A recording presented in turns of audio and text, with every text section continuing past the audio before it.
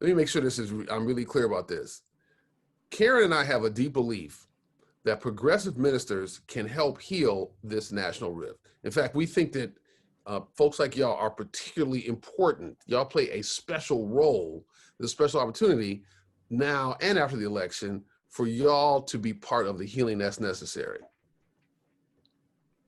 So what we try to encourage people to do is what we're calling compassion-based dialogue. So basically the idea is that there are techniques that we know are best practices for influencing people.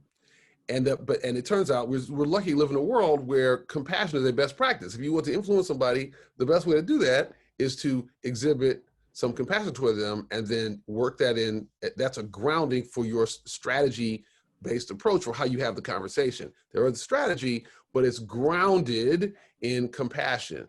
And as y'all undoubtedly know, compassion is a powerful tool for influencing other people. As I just said, as a best practice. Obviously, compassion is vital for overcoming spiritual challenges. Compassion is a core spiritual value. And compassion is also important for confronting the tensions within our families and communities. We need more compassion.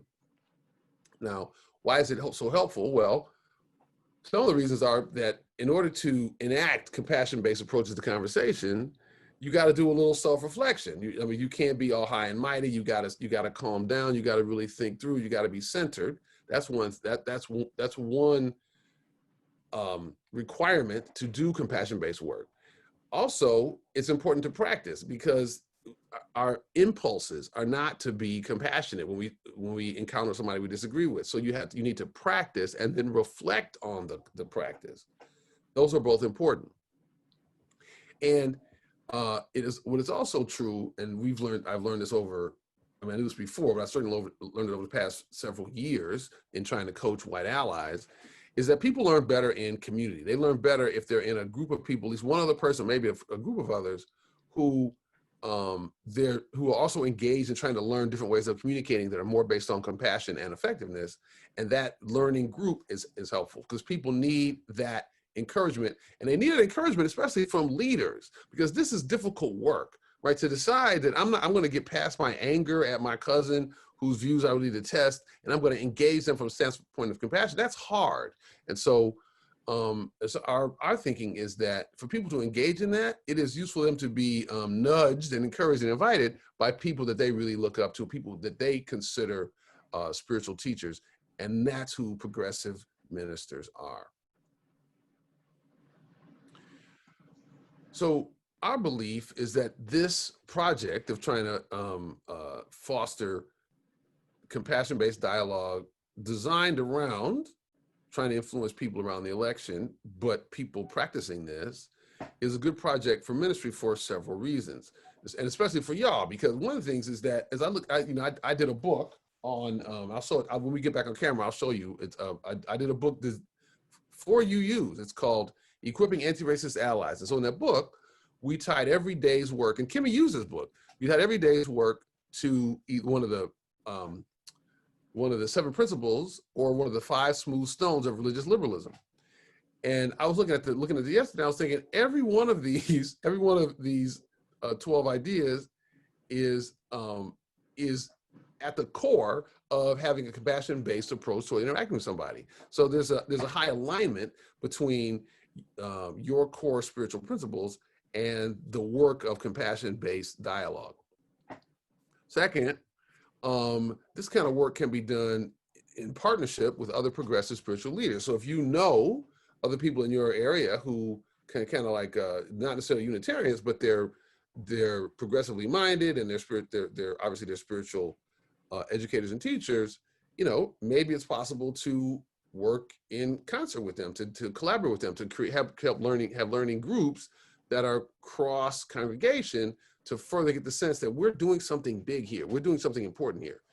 And the reason you want to do that is because if enough people do that, you can make a difference. Y'all all know how much the election turned last time on a very small number of votes, a very small number of places. One of those places in Michigan.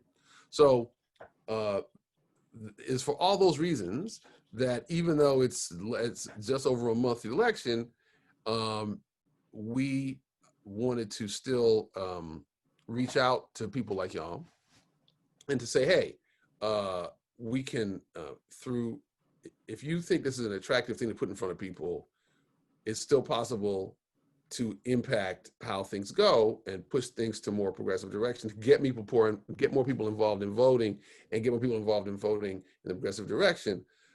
We still think that that's possible to do if we can get a few hundred ministers in Michigan and maybe some other swing states to promote compassion-based friends and family canvassing. And just to be clear, and I'll give you all the website later, like basically because of a grant, because of a grant from a couple of UU churches, one in Washington, D.C., All Souls, and one in Portland, Oregon, First Unitarian. Basically this summer, I taught 2 courses, one on using compassion-based methods to persuade people toward the progressive side. And the other one was to persuade people to vote who aren't voting. As y'all might know, 100 million people in this country don't vote. Like our voting rates are about 55%. I mean, 55%.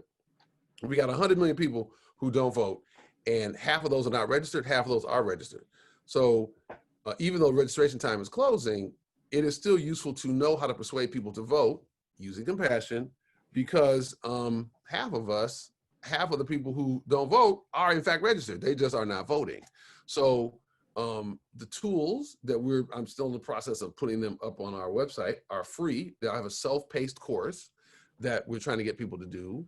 And as we will discuss, we're also planning on doing some house parties if we can get enough people to do it, because there's an excitement in that, and people, again, learn better and are excited to learn in a group. So anyway, that is Karin and I goal for this project, to try to get you involved in that.